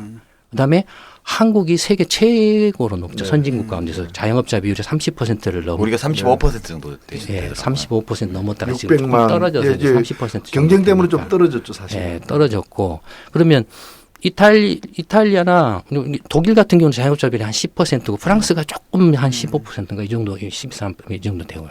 그럼 이탈리아는 왜 자영업자 비율이 높냐라는 거죠. 다들 아시는 이탈리아는 이른바 강소 브랜드 그렇죠. 경제 구조죠. 대만도 자영업자 비율이 높아요. 왜냐하면 대만 같은 경우에 노동시장 구조가 이른바 가족 단위의 기업 구조로 돼 있습니다. 예전에는 그 재벌 대기업 문제를 거론할 때마다 대만처럼 해야 된다라고 예전에는 그런 이야기. 대만 사람들은 한국 되게 부러워했어요. 대만에는 막 철강 공장도 없고 조선소도 없고 뭐 큰 게 없잖아요. 네. 그러니까 예컨대 이제 그런 자영업자 그 비중이 높은 게 그때 경제의 어떤 상황이나 그 나라의 경제 구조에 따라서 그렇게 형성된 것이기 때문에 한국의 경우에 자영업자 비율이 외환위기 이후에 급증한 게 이게 무슨 전략적이고 그렇지. 어떤 선택적으로 이렇게 한 게 아니라 불가피하게 밀려간 거죠. 그냥 휩쓸려가 아무 버린 생각 거죠. 없이. 예, 우리 먹고 이런 살기 상태에서 위해서. 계속 같은 이야기만 되풀이한다는 생존하기 것은 문제 해결이 안 된다라는 겁니다. 예. 아니 서울에서 저기 음식점을 갖다가 신장 개업해가지고 1년을 못 채우고 폐업하는 사람이 그 신장 개업한 사람은 70%라 그래요. 예. 예, 이제 얘기를 잠깐 접고요. 그다음 두 번째 이제 키워드로 좀 넘어갔으면 합니다. 다음 키워드가 바로 대한민국 경제인데요. 최근 연말 대한민국 경제를 전망하는 가장 중요한 키워드 역시 가계부채가 아닌가 싶습니다. 세계 최고 수준의 불평등, 부의 집중이 화약고라면 이제 뭐 가계부채라는 게 이제 화약고를 향해서 이렇게 뭐랄까 도화선이 타들어가는 거 있잖아요. 막. 그래서 가계부채에 대한 경고음이 연일 커지고 있는데 가계부채 총량부터 증가폭까지 각종 통계 수치는 잉크도 마르기 전에 매달 사상 최대치를 갈아치고 있다. 하지만 아직 정부는 괜찮다는 말만 되풀이한다. 이게 이제 얼마 전 가계부채 관련 기사, 경향신문 기사인데요. 정부서 괜찮다던 가계빚 KDI 입법조사처 우려된다라는 제목의 기사입니다. 거기서 이렇게 지적을 하고 있습니다. 지금 좀 걱정스럽거든요, 사실. 그 요번에 뭐 초이노믹스니 뭐니 그 지나가고 나니까 결국 늘어난 건 가계부채밖에 없는데 어떤 상황입니까? 네, 이제 박근혜 정권이 출범할 때 예. 이제 아까 말씀드린 국민 행복 공약을 내세우면서 이제 5년 동안에 추가적으로 소요되는 이제 재정이 한 135조인가요? 이 정도 예. 소요될 거다라고 이렇게 말을 하면서 자기들은 이제 절대 증세를 하지 않겠다. 기존의 그 재정 예산 규모도 필요 이상으로 늘리지 않고 건전하게 해서 흑자가 나면 그 빚을 갚는 걸로 하겠다. 그러면 재원은 어떻게 마련하느냐? 4대 강에다 못 해가지고 엉터리 이렇게 썼던 걸 줄이고. 씀씀이를 줄이고. 네, 줄이고. 낭비를 아껴서. 네, 그 다음에 이제 이른바 지하 경제. 라든지 뭐 이런 과세 기반을 확대하든지 양성한다든지 이런 걸 통해서 재원을 충분히 확보할 수 있다라고 하고 이제 한 거죠. 본인들이 네. 믿었을까요, 그걸? 예. 근데 충분히 뭐 그 누가 하느냐에 따라서 네. 뭐 충분히 가능한 이야기라고 생각합니다. 네. 왜냐하면 일본의 예산 규모가 이제 92조 엔 정도 됩니다. 92년 920조 원 정도 네. 되죠. 근데 한국이 지금 예산이 지금 370조 원이니까 한 일본이 한국의 한 2배 반 정도 되나요? 예, 거의 거기에 3배. 비하면 경제 규모로 GDP 규모로 치면 일본이 한국이 5배 가량 되니까 엄청나게 지금 과대 정부죠. 정부가 큰 정부입니다. 정보는, 그러니까 그 충분히 그렇게 증세를 하지 않고 그다음에 구조 개혁을 통해서 충분히 할 수도 있죠. 예. 생각을 이미 어떻게- 크기 때문에. 예, 얼마든지 할 수 있는데 하여튼 그 가계부채 이야기를 이제 이미 오래 전부터 같은 이야기 역시 마찬가지로 되풀이되고 있는데요. 그런데 개인의 경우를 생각을 해보면 개인이 이제 어려웠을 때 빚을 내서 이제 뭔가 이렇게 사업을 해서 만약에 돈을 벌게 되면 뭐부터 할까요? 빚 갚아야죠. 예, 빚부터 갚죠. 예, 빚을 갚고 나면 그 다음에는 뭘 하겠습니까? 쓰죠 이제. 예, 저축도 하고 저축이나 쓰죠. 쓰고, 예. 나라 경제라고 해서 다르지 않습니다. 만약에 나라 경제가 좋아진다라고 하면 빚이 줄어야죠. 나라 경제가 좋아진다. 개인이 만약에 어려워지면 어떻습니까? 빚이 늘어나죠. 네. 그러니까 가계부채가 늘어난다라는 것은 지금 한국 경제 전체로 지금 계속 어려워지고 있다라는 표시죠. 그런데 말이죠. IMF 이후에 15년을 놓고 이렇게 계산을 해보면은 그 가계부채가 그 기간 동안에 4배 는 걸로 돼 있어요. 근데 기업부채는 그 기간 동안에 2분의 1로 준 걸로 돼 있었거든요. 그러면 당연히 1차 분배 과정에서 이 분배 구조가 계속 악화돼서 벌긴 벌었는데 뭔가 가치는 새롭게 계속 창출되는데 그걸 나누는 데 있어서 기업적으로 더 그 전보다도 더 많이 간 거 아닌가. 그래서 예 기업 부채는 좀 줄어드는데 거기도 가계 부채는 더 늘어나는 그런 그러니까 현상이 예, 발생된 게 아니냐는. 말씀하신 그런 부분도 있고, 근데 이제 이른바 이제 그 부채가 늘어난다는 가계 부채가 늘어난다는 것은 가계가 그 빚을 내 가지고 뭔가 어디다 쓰려고 그렇죠. 빚을 낸 거거든요. 그럼 어디다 쓰냐 하면 예를 들어서 내가 먹고 살기 힘드니까 일단 뭐 이렇게 하루 그 삼시 세끼 먹으려고 일단 급한 대로 이렇게 빌려서 쓸 수도 있고, 또 하나는 일반 기업처럼 내가 돈을 빌려 가지고 어디다 투자해서 투자해서. 이익을 좀 이렇게 얻으려고 이렇게 할 경우에 이제 빚을 내죠. 근데 한국 경우에 이제 외환위기 이후에 아까 말씀드린 것처럼 구조적으로 이렇게 많은 변화가 있어서 특히 가계부채가 이제 가계가 그때는 저축이 더 많았습니다. 은행에 대한 예금이 그 은행으로부터 대출을 받아서 이렇게 한 것들이 더 많아가지고 은행으로부터 받는 이자가 은행한테 주는 이자보다 더 많았거든요. 그래서 그 돈 이자 남은 걸로 얘들 뭐 등록금도 주고 소비도 하고 여행도 가고 그랬는데 외환위기를 기점으로 해서 뒤집어져 버렸어요. 그러면은 도대체 가계가 그 많은 빚을 내 가지고 어디다가 썼느냐라는 거죠. 대부분 다들 아시는 것처럼 어디다 썼겠습니까? 교육비나 뭐 이런 부동산 투자한 거죠. 예, 부동산이죠. 어. 부동산은 그 부동산을 만들 때는 이게 플로우지만 만들어 놓고 나면 이게 스톡이 돼 버립니다. 예. 고착돼 버려요. 그러니까 가게가 빚을 내서 그 빚을 낼 수 있어요. 문제는 뭐냐면 그 빚을 감당할 수 있는 수익력이 나는 것에 투자를 했느냐 안 했느냐죠. 만약에 수익이 나는 것에 투자를 안 하면 나중에 이제 이건 파산인 거죠. 예, 근데 이제 일본 경제가 그 장기 침체에 빠지고 특히 이제 뭐 스페인이라든지 프랑스라든지 이탈리아라든지 이런 나라들도 지금 그 2008년 글로벌 금융위기 이후에 뭐 미국도 비슷한 면이 있습니다만 금융위기 이후에 여전히 그 침체에서 벗어나지 못하고 있는 원인 중에 하나가 고착화되어 버렸다라는 겁니다. 일본의 가계 예금이 1,600조 원입니다. 엔입니다. 한국 돈으로 1경 6천조 원 정도 되나요? 어마어마한 돈이 묶여 있습니다. 지금 스톡. 고착화돼 있어요. 굳어 있어요. 안 움직여요, 이 돈이.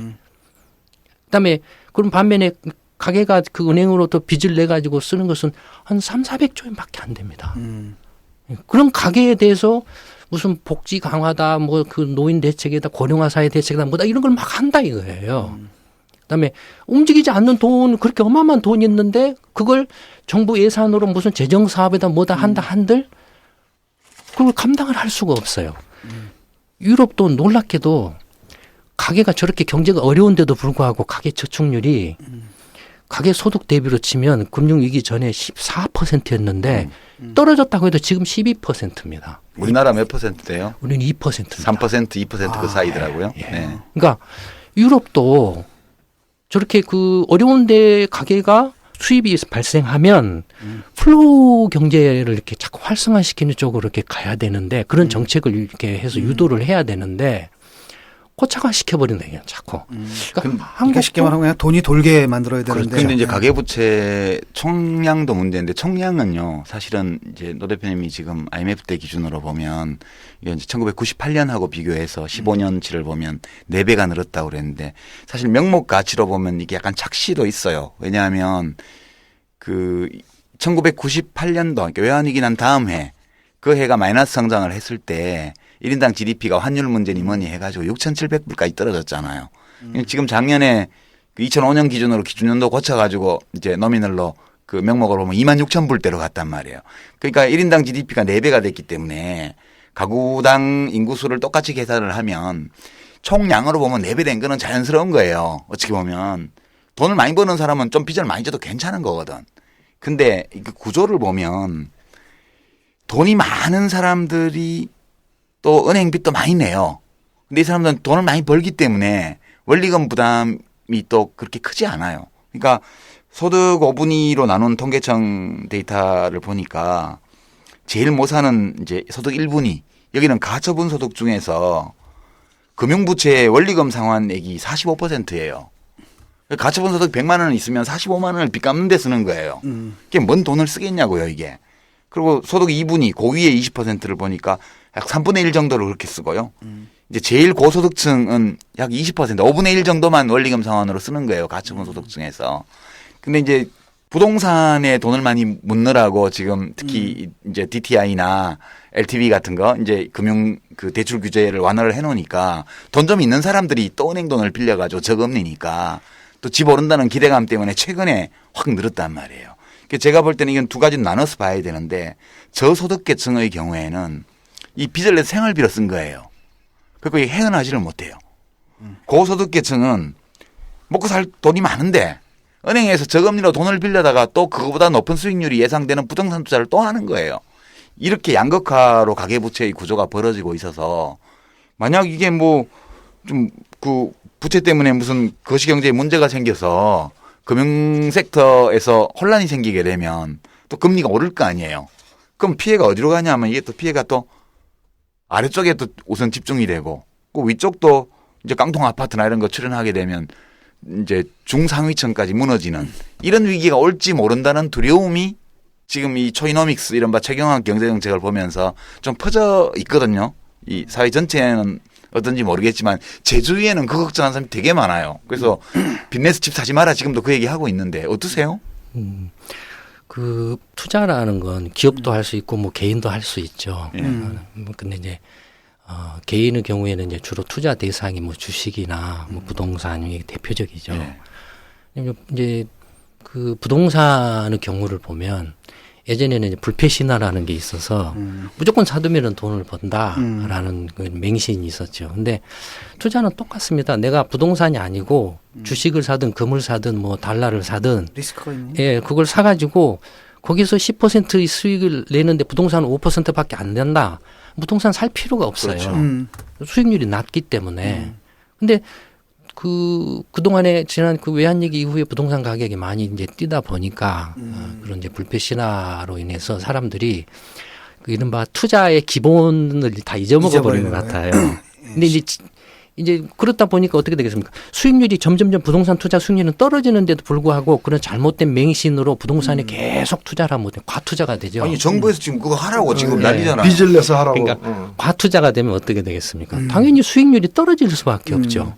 지금 예를 들어서 이제 전국적으로 그렇습니다만 강남 지역의 경우를 들어봐도 제일로 집값이 비싼 데인데 강남 지역에 이제 그 아파트의 그 매매가를 기준으로 해서 그걸 이제 근데 10억 원이다라고 하면 내가 10억 원을 투자를 해서 거기서부터 받는 전월세 수익, 이자 수익을 계산해 보면은 2% 정도밖에 안 됩니다. 강남 쪽에. 그거밖에 안 돼요. 전국적으로 그래요. 아. 전국적으로. 그러면 개개인 입장에서는 내가 아파트를 사가지고 뭐 몇 천만 원 이렇게 프리미엄이라든지 시세 차익을 남길 수도 있지만 한국이라는 나라 전체로 보면 그 어마어마한 그 돈을 가지고 부동산이라는 것에 투자했는데 수익률이 2%밖에 안 돼요.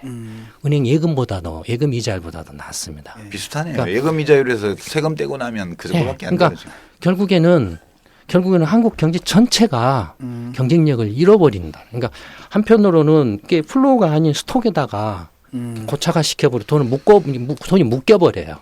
어쨌든 간에 돈이 묶여버리고 그다음에 양극화죠. 예를 들어서 이제 은행 그 전체 그 금융기관 예금 규모가 한 1200조 정도 됩니다. 대출이 이제 1100조 정도 되고요.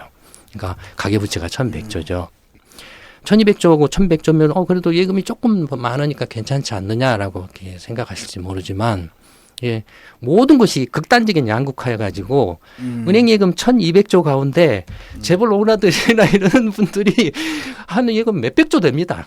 네, 상위 10%가 거의 한 90% 차지해요. 네, 어마어마해요. 그러니까 실제로 또 그걸 무시를 하더라도 이자율 차이가 대출 이자하고 예금 이자 차이가 있기 때문에 아무래도 대출 이자가 예금 이자보다 높죠. 그러면 그 이자를 계산해 보면 가계가 은행한테 지금 한 20조 원 가까이를 더 예금을 내고 이자를 내고 있습니다. 해마다. 매년. 그게 외환위기 이후에 뒤집어졌어요. 관계가. 은행으로부터 매년 한 10조에서 15조 원 더 이자를 받던 것이 20조를 예, 더 주는 걸로 그러니까 바뀌었어요. 은행은 점점 부자가 되고 고객들은 점점 가난해지는 거지. 그러니까 가계는 저축의 주체해야 되는데 가계가 투자의 주체가 돼 버렸어요. 부동산 투자라는. 역저축 현상. 그러면서 수익성이 굉장히 낮고 고차가 되고 그래서 안 좋은 것들은 지금 다 몰아서 하고 있어요 지금. 전세 보증금도 부채 아니에요? 부채죠. 그것도 부채로 계산되는 거죠. 그건 계산 안 됩니다. 그건 계산. 저 지금 그것이 통계 잡히는 데는 그거 안 들어와 있죠. 파악도 안 되는데 뭐. 그러면 그것까지 사실은 해야지 실질 부채로. 근데 그거는 이제 또 누군가의 자산이잖아요. 그냥 똔똔대는 거니까요. 빠져도 이제 순채무 순자산 여기는 영향이 없어요. 그냥. 근데 그게 이제 그 보증금을 가지고서 자산으로서 굴렸을 때였던 이윤율이 그또 그 이상 나느냐 이거지. 시중 뭐 그 이자율 이상으로 어쨌든 나느냐. 그런 점에서 보면 이렇게 어마어마한 돈을 이렇게 수익성이 낮은 곳에 나라 전체로 이렇게 10년 넘게 투자를 해왔고 그것이 이제 한계를 넘어선 상태에서 지금 다 알고 있죠. 이미 느끼고 있죠. 말씀하신 대로 느끼고 있어요. 그러니까 이제 이거 어떻게 해야 되나. 근데 이런 상황에서 지금 그 분간을 못 하고 있는 거죠. 무슨 이렇게 빚내서 집사라는 게 사실은 그 원래 박근혜 정권 출범 국민 행복 공약에서는 서민 주거 복지 공약을 냈었습니다. 그렇죠. 네. 임대주택 늘리고. 네, 임대주택을 50만 원 임기 내에 늘리고 그 안에서 이제 행복주택이라고 그래서 이른바 이제 젊은층 20만 원을 공급하겠다라는데 그걸 전부 다 뒤집어 버리고 없애버리고 시작부터 그냥 아예 그렇게 하는 거죠. 선거 끝나고 바로 다 잊어버렸죠. 예. 근데 제가 좀 궁금한 게 우리나라 되게 재밌는 게 경제 성장률 전망치를 11월 달에도 조정하더라고요. 그러니까 2014년 경제 성장률 전망치를 11월에도 조정을 해요. 이제 금년도 지금 김광수 경제연구소에서는 이제 실질 GDP 성장률 몇 %로 보세요? 내년에는 어느 정도로 보시고요? 네. 근데 이제 그 성장률 수치는 지금은 예전에는 그 수치가 상당히 좀 이렇게 의미가 있다라고도 생각을 했는데 또 그 생각들이 자꾸 바뀌는 것 같아요. 그래서 그렇게 성장률 수치 그 자체에 대한 의미를 이렇게 막 이렇게 크게 이렇게 두지는 않는 것 같습니다. 근데 이제 작년 그 이제 2014년인가요? 올해 들어와서 이제 GDP 통계 기준이 또 바뀌었거든요. 작년 성장률은 2%였는데 바뀐 통계를 하니까 이렇게 3%로 높아져 버렸어요. 그러니까 그 수치보다는 그 내용이죠. 실제로 이제 성장률은 뭐 2% 3% 늘어나고 있다라고 해도 뭐 산업 생산은 멈춰 있고 가동률은 떨어지고 있고 기업의 실적은 뭐 다들 아시는 것처럼 한국의 주력 기업들의 실적들은 지금 멈춰 있거나 떨어지고 있고 그러니까 안 맞죠. 예. 지금 한 3% 내외 그 정도로 금년도 전망이 되고 내년도도 그런데 문제는 내년 3.5 뭐 이렇게 예상을 아니 내년도에도 4% 이상 예측하고 그래요. 정부 기관에서는. 근데 문제는 지금 아까 우리가 가계부채 얘기를 했지만 이제 정부 채무도 적자성 채무가 엄청 빠르게 늘어나고 있거든요. 그러니까 제 기억에 노무현 정부 5년 동안 적자성 채무, 소위 재정 채무가 18조 5천억 정도였어요. 5년간이요. 근데 이명박 정부 5년 동안 90조 원 넘은 걸로 지금 보이거든요. 공기업 네. 늘어난 거 빼고요. 직접 이제 통합재정 기준으로 중앙정부 예산만 볼 때. 그리고 이제 박근혜 정부 들어와서 또 해마다 20조 원 내외씩 지금 이제 적자성 채무가 발생을 하고 있지 않습니까? 이게 보면 그렇게 되는 이유가 처음부터 예산 편성을 할 때 경제 성장률 예측 전망치를 5%씩 이렇게 잡아가지고 세수가 많이 거칠 걸로 예산서를 분식해 놓고 꾸며 놓고 실제로는 경제 성장률 GDP 성장률이 3% 이쪽 저쪽 그 미만 이렇게 되니까 당연히 소득 증가율이 낮으니까 세수 감이 있을 거 아니에요. 네. 그럼 그거를 다시 또 공채 팔아가지고 채우는 식으로 이렇게 말하자면 사실상 계획된 적자 재정이지만 명목상으로는 세수 감으로 인해서 결과적으로 생겨난 채무인 것처럼 이게 지금 계속 몇 년째 되고 있는 건데 계속 이런 추세로 가게 되면 제가 성장률 지표가 큰 의미가 있다기보다는 이렇게 정부가 재정 채무를 고의적으로 늘리는 쪽으로 가서 국가 채무 규모도 계속 커지고 있어서 이거는 금융성 채무하고 달라서 적자성 채무는 나중에 다 갚아야 되는 거잖아요. 뭐 팔아서 뭐 자산 취득한 걸로 팔아서 갚는 게 아니고 생짜로 갚아야 되는데 지금 국가 채무에 대한 위험 네. 이런 것 위험 알람 경고 켜지는 거 이런 것들에 대해서는 연구소에서 어떻게 보세요? 네, 저희 연구소에서는 이미 2009년부터 뭐 그 전에도 그랬습니다만 특히 이제 국가 채무 문제에 대해서 적극적으로 거론을 해왔죠. 이제 국가 채무라고 하면 많은 분들이 이제 정부 채무로 이렇게 오해를 하시는데, 국가 채무는 이제 중앙정부나 지자체 정부가 이렇게 지는 이제 정부 채무가 있고, 그다음에 공기업이 지는 공공 채무가 있고, 그다음에 민간 금융기관들이 은행채라든지 예금이 아닌 은행채라든지 자기 명의로 빚을 빌려온 그런 그 금융기관 채무가 있고, 기업들은 기업 채무가 있고, 기업 부채죠.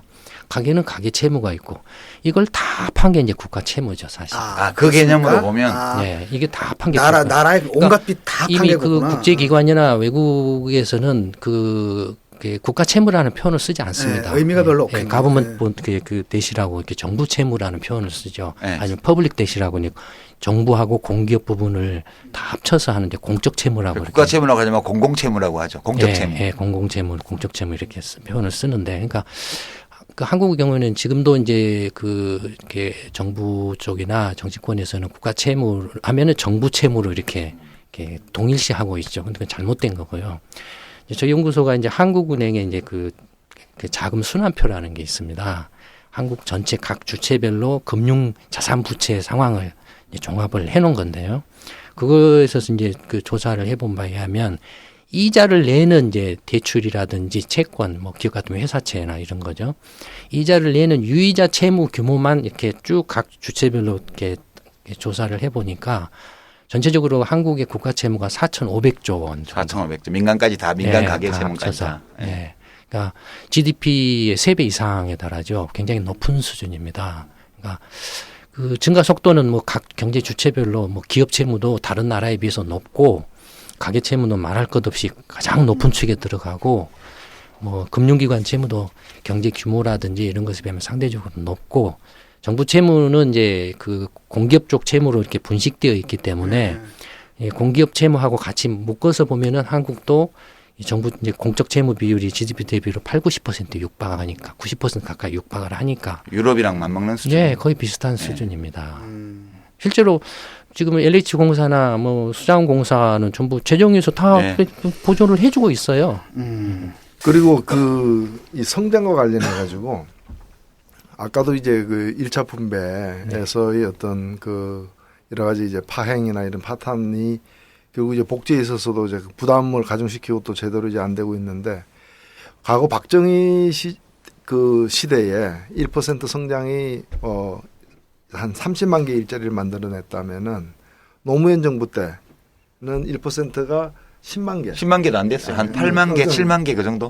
그때 공식적으로는 10만 개라고 얘기를 했고 실제로는 7, 8만 개. 근데 이명박 와가지고는 이명박 정부 와가지고 8만 개로 줄었거든요. 왜 그러냐면 그때 이제 노무현 정부 임기 중 평균 성장률이 4%대였잖아요. 그때 만들어진 일자리 신규 증가 숫자가 27만 개 연평균 그랬어요. 그러니까 대충 계산해 보면 1% 성장할 때마다 한 7만 명 내지 8만 명 정도 새로운 일자리가 생겼구나. 데이터는 그렇게 나오더라고요. 근데 그게 이제 이명박 정부 와서는 이명박 정부가 이제 그 기준으로 해서 8만 개를 했으니까 더 더 적을 수도 있는 거죠. 네. 있는데 이게 계속 이제 그러면 앞으로도 한국 경제 전체 규모는 계속 커져가고 있잖아요. 커가고 있는데 커갈수록 경제 성장률이 만들어내는 일자리 수는 이렇게 지속적으로 좀 이렇게 줄어드는 것인지. 네, 뭐 이제 일단은 이제 그 10년 단위로 끊어보면 말씀하신 것처럼 이제 경제 성장 초기 단계, 그 다음에 이제 도약 단계, 뭐 이제 성숙 단계 이렇게 단계별로 보면 줄어들죠. 성장률이 이제 둔화되면서 일자리의 이제 그 증가 속도도 떨어지죠. 왜냐하면은 경제 규모가 커지고 이제 그 성숙 단계에 오면 아무래도 접하는 시장이 달라지거든요. 그러니까 아무래도 선진국을 상대로 한 이제 고부가 어떤 그 시장을 이렇게 해서 경쟁을 해야 되기 때문에 거기에 맞는 일자리가 쉽게 늘어나기는 힘들거든요. 단순 노동을 이제 기반으로 한 그런 초기 단계에 있어서는 빨리빨리 늘어나죠. 금방금방 그냥 뭐 돈만 뿌리면은 일자리가 늘어나니까. 근데 점점 경제가 이제 고도화될수록 어려워져. 또 그다음에 시장에 참여하는 이제 그 사람들 입장에서 내가 어떻게 하든지 좀 이렇게 하고 싶은 일, 좀 이렇게 연봉이 좀 이렇게 좋은 그런 일자리를 원하게 되죠. 그러니까 그런 데서 오는 여러 가지 이제 그 불균형들도 이제 커지게 되고, 그러니까 한편으로는 경제가 커지는데 여전히 그 이렇게 체감 실업이라고 할까요? 이런 것들이 확대되는 그런 모습들을 보이죠. 그러니까 이런 것들은 이제 뭐 기술적으로나 기계적으로 경제의 어떤 성장 단계나 구조 변화에 따라서 일어나는 현상이기도 하지만 중요한 것은 노동의 그 수요와 공급이 그런 경제 성장 단계에 따라서 서로 이렇게 최대한 일치가 될 수 있도록 아까 계속 강조한 전략적이고 체계적인 정책 그런 것들이 필요하죠. 무슨 돈을 내가 그게 무슨 4대강 사업이다 뭐다 이게 돈을 얼마를 쏟아부으면 일자리가 뭐 이렇게 몇 개 생기나 이런 엉터리가 아니라 60만 개 생긴다. 예, 이런 것들은 돈 들어가는 거 아니거든요. 그러니까 이런 정책들을 해야 되는 거죠. 예, 아주 자연스럽게 우리가 다음 주제로 좀 넘어왔는데요. 지금은 이제 첫 번째로 세계 경제 흐름을 알아봤고 그 속에서 대한민국가 어디쯤 와 있는지 봤고요. 지금 바다 위에 떠 있는 우리 앞에 심각한 문제가 있다는 게 지금 드러났습니다. 그리고 여기서 벗어나지 않으면 이제 궤도 수정 자체도 불가능한 상태로 빠질 수 있는 그런 상태인데요. 이제 본격적으로 이제 어떻게 해야 되느냐. 좀 전에 말씀하셨잖아요. 그 전략적 선택 같은 것들이 이제 필요한 때다라고 말씀하셨는데 이게 오늘 토론의 마지막 주제입니다. 제가 최경환 장관이라고 생각하시고 당신 이렇게 좀 해. 그런 거 좀 한번 해보시죠. 예. 그따위로 하지 말고 이렇게 좀 제대로 하란 말이야 이런 거 좀 해보시죠. 일단 물러나. 뭐. 근데 이게 그 어떤 특정 개개인 한두 사람 또는 몇 사람을 바꾼다라고 그래서 문제가 해결될 문제는 아니라고 생각합니다. 휴 안심이다. 국정조사에 세워야 되죠. 사자방 자원외교. 이제 그 제가 사실은 이제 90년대 그 외국 기업의 이제 컨설팅 회사에 있다가 외환위기를 계기로 해서 이제 독립을 해서 연구소를 시작을 했죠. 연구소를 시작한 계기는 여러 가지가 있습니다만 그 중에 하나가 그 외환위기를 겪으면서 한국은 이게 두뇌가 없고 그래서 그때 뭐 IMF라든지 미국이라든지 이런 데서 요구하는 대로 시키는 대로 했다. 이거 제일 먼저 외환위기 직후에 그 지원 받은 게 4천만 달러 이른바 이제 한국 구조개혁 관련한 컨설팅 비용 4천만 달러를 제일 먼저 받았어요. 그 비용을 받아서 외국계 컨설팅 회사, 10대 컨설팅 회사들한테 심지어는 한국 정부까지 전부 공기업이고 뭐 한국은행이 뭐 A 없이 다 이렇게 구조 이렇게 조정 프로젝트를 받도록 이렇게 했죠. 그래서 한국은 이 두뇌가 없고 몸뚱어리만 있어서 빌려와야 돼. 두뇌를 빌려와야 돼. 네, 그게 너무 좀 이렇게 어처구니가 없었어요. 그래서 이제 누군가가 두뇌 역할을 좀 해야 된다라고 생각을 한 것이 이제 연구소를 시작하게 된 이제 계기 중에 하나이기도 합니다. 근데 그 이후에 안타깝게도 이제 김대중 정부나 노무현 정부에서도 그 상당히 이제 많은 기대감들이 있었죠, 국민들이. 근데 그 기대감들에 그 미치지 못하다 보니까 반대로 또 실망감도 컸겠죠. 그러다 보니까는 이제 경제는 더욱더 어려워지고, 왜냐하면 경제라는 게 이렇게 어쨌든 한국 경제가 결국 규모로 보면은 작은 경제는 아닙니다. 이렇게 큰 경제가 뭐 외환위기처럼 순식간에 이렇게 넘어질 수도 있지만, 그러나 이게 그 문제, 내부적으로 문제가 생겨서 이렇게 넘어질 때는 이게 상당히 시간을 두고 겉으로는 잘 드러나지 않아요. 예. 그 다음에 묻혀요. 누가 죽어도 예전에는 막 크게 보도하고 했는데 지금은 보도도 안 해버려요. 그렇죠. 예. 보도도 안 해버려요. 너무 많으니까 보도도 안 해버려요. 그 다음에 다 이제 두려움이 생기는 거죠. 그래서 보기를 꺼려 합니다. 네. 꺼려 합니다. 내 한 몸 어떻게 살아남아야 네. 되나 그 네. 걱정을 하니까. 그러니까 왜 이렇게 몸이 걱정돼도 의사한테 못 가보는 거 있잖아요. 네, 그런 그러신 거하고 분이. 똑같습니다. 예. 안 봐버려요, 일부러. 겁이 나니까 안 봐요. 어쨌든 간에 사람들이 외환 이후에 가장 타격을 받은 게 경제적인 거거든요. 모든 사람들이 경제적 삶이 공중에 붕 떠버렸어요. 가정에서도 부모 자식 간에 되게 떠버리고, 뭐 개인도 떠버리고, 그래서 뭐 아까 얘기가 나왔던 결혼 문제라든지 온갖 것들이 다 공중에 붕 떠버렸습니다.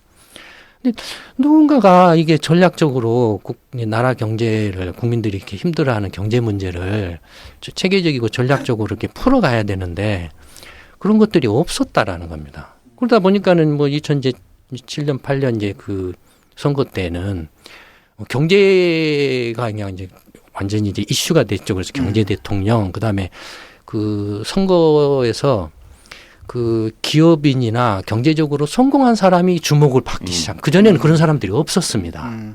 오히려 얻어맞았죠. 정주영 씨 같이 얻어맞았어요. 기업인이 재벌 오너가 대통령 선거에 나와 부정적으로 봤어요. 근데 2007년부터는 내가 경제 대통령하고 드라마 만들고 뭐고 사기치고 하면 사람들이 힘드니까 혹시라도 믿고 싶은 거지. 근데 안타깝게도 이쪽 이른바 이제 진보 진영은 그렇게 지금 국민들의 경제적 삶이나 국민들이 원하는 바가 뭔지도 이렇게 아직 또 깨닫지를 못하고 있었다라는 거죠. 그거는 그런 쪽으로 싹 이렇게 휩쓸려 가버렸다는 겁니다. 근데 2000년 그 노무현 정부 출범할 때는 저희 연구소도 굉장히 기대를 많이 했어요. 정말로 21세기가 이제 시작되면서 첫 번째 포스트 삼김 시대의 첫 번째 정부로 첫 단추를 정말로 잘 깨야 되는데 과감하게 전략적인 어떤 구조 개혁을 추진을 좀 해야 된다. 굉장히 기대를 많이 했었는데 역시 기대가 큰 만큼 실망도 커서 그래서 이제 저희가 2005년 6년 무렵에 머지않아서 한국이라는 나라가 경제적으로 심각한 위기적인 상황에 부딪힐 거다라고 이렇게 이제 나름대로 이제 예견을 했죠. 뭐 그때 이제 어떻게 할 거냐 하는 문제를 굉장히 많이 고민을 했습니다. 그래서 뭐 편하게 그냥 이민 갈까? 내가 그걸 걱정한다 그래서 이렇게 뭐가 바뀌어질 거냐? 이민 간다고 편하나 뭐 거기 와서. 근데 어쨌든 그런 생각도 했고 이민 갈까? 아니면은 누군가가 이 상황을 이제 분명히 그런 게 보이는데 누군가가 그거에 대해서 대비를 하고 있어야 되는데 누가 할 거냐. 근데 뭐 그때만 해도 뭐 지금도 마찬가지지만 저희가 이렇게 굉장히 힘이 없고 미미하기 때문에 그럼에도 불구하고 준비를 해야 된다라는 생각에서 이제 그때 이제 다음 카페에다가 이제 저희 연구소 포럼을 만들고 그다음에 이제 전국적으로 이제 일반 시민들하고 같이 모임을 이렇게 가져서 나라 경제가 앞으로 머지않아서 위기가 이제 외환위기 때하고는 비교할 수 없는 어마어마한 위기가 올 가능성이 높다. 이렇게 뜻이 있는 사람들이 시민들이 참여해서 누군가가 준비는 하고 있어야 된다. 준비 없이 또 가다가 완전히 거덜나면은 그때는 빼도 박도 못한다. 그래서 그런 작업들을 쭉 해왔는데 굉장히 힘들었던 것 같아요. 네, 굉장히 힘들었던 것 같아요. 어떤 점이요? 처음 시작할 때는 이제 저희가 이제 언론을 통해서 이런 위기적인 상황을 좀 알리고 그래서 준비를 해야 된다라고 인터뷰를 했는데 보도를 안 해줘요. 보도를 안 해줘요. 인터뷰를 했는데 네, 보도를 안 해줍니까? 아, 사건은 일어나는 것만으로 사건이 안 돼요. 아니, 보도가 돼야지 데스크에서 사건이 잘린 건가? 아니 센 놈이라고 인정받기 전까지는 잘 안 해줘요. 근데 이제 광고를 해야 된다. 이게 연구소 이름이 나가면 홍보가 되는 거니까 광고 효과가 있으니까 광고를 해라. 뭐 이런 이제 거였던 것 같아요. 광고비를 안 주니까 보도를 안 주는 거지. 그래서 이제 이게 그 국민들하고 직접 소통하는 채널이 없어서는 안 되겠구나라고 해서 이제 그 포럼을 다음 카페에다가 만든 겁니다. 예, 만들어서. 그 이순신 프로젝트라는 거 아시죠 지금? 네. 그건 어떤 프로젝트입니까? 그 이제 연관 예, 그 이제 연장선상에서 지난 이제 4월달에 다들 아시는 세월호 참사가 일어나고 국민들의 생각이 완전히 굉장히 급격하게 바뀌기 시작한 계기가 된 것 같아요. 그래서 그걸 계기로 해서 저희가 이제 정말로 이제 일반 국민들이 직접 자기 삶을 특히 이제 20, 30, 40대 자식 세대들이 이제 자기 삶을 직접 결정할 수 있도록 나라 경영을 직접 할 수 있는 어떤 길을 만들자라는 그런 이제 목적으로 이렇게 이제 하고 있습니다. 예, 그 좀 직접적으로 제가 그 질문을 드리자면은 김광수 경제연구소에서 볼 때 지금 우리나라 상황이 좀 꼬여 있지 않습니까? 네. 이걸 이제 해법이 좀 필요하잖아요. 네. 어디서부터 풀어나가야 될까요? 네, 저는 이제 물갈이라고 생각합니다. 예. 그러니까 기본적으로 지금 이제 50대 이상은 일부 예, 저기 있죠. 50대. 여기도 50대. 다 50대. 물이 갈립시다 우리. 예, 일부 분들을 제외하고 우리 팟캐스트도 20대, 40대가 와서 하면 좋겠어. 우리 물러나고. 좀 편해지겠네. 네, 그 이미 21세기는 이제 지식 정보화되고 글로벌화된 세상으로 바뀌었습니다. 네. 50대에는 몸으로 때우는 세대입니다. 그래서 50대 이상이 더 이상 이제 21세기를 끌어갈 수는 없어요. 모든 분야에 있어서. 그래서 이 20, 30대 중심으로 이제 물갈이가 먼저 이제 필요하다. 예, 물갈이를 이제 하고 이제 한 다음에 이 20, 40대로 물갈이를 한 다음에 20, 40대를 저희가 이제 나름대로 이렇게 유능한 인재들을 이순신 프로젝트를 통해서 이렇게 선별을 해가지고 10만 양병. 10만 양병설 10만 이에. 양병을 할 계획입니다. 그래서 10년이고 20년이고 30년이고 지속적으로 안정적인 정권 창출을 해야만 한국이라는 나라를 바꿔갈 수 있다. 그래서 20, 40대를 저희가 계속 키워서 훌륭한 정치를 하려면 먼저 훌륭한 정치인을 키워야 된다라고 생각을 합니다. 뭐 어떻게 생각하실지 모르지만 정책적인 면에 있어서 훌륭한 정치인을 키울 수 있는 역량을 조금이라도 그나마 가지고 있는 데가 저희 연구소라고 생각을 합니다. 그래서 저희가 그런 역할을 좀 이렇게 굉장히 힘이 듭니다만 역할을 맡아서 인재들을 키워서 제대로 된 정치라는 것은 결국은 정책의 집합체거든요. 그러니까 정치가 제대로 돼야만 정책이라는 게 뭐 힘이 없으면 여기서 백날 떠들어봐야 그래 너희들 떠들어라 우리는 우리대로 할 테니까 뭐 이런 식이거든요. 그러니까 결국엔 힘의 대결 위에는 없습니다. 지금 사유 실험을 좀 해보죠. 지금 정권을 잡으셨어요. 네. 10만 그 대군과 더불어서 그러면은 뭐부터 하시겠습니까? 네, 이제 뭐 할 게 많죠. 예를 들어가지고 너무 이렇게 커가지고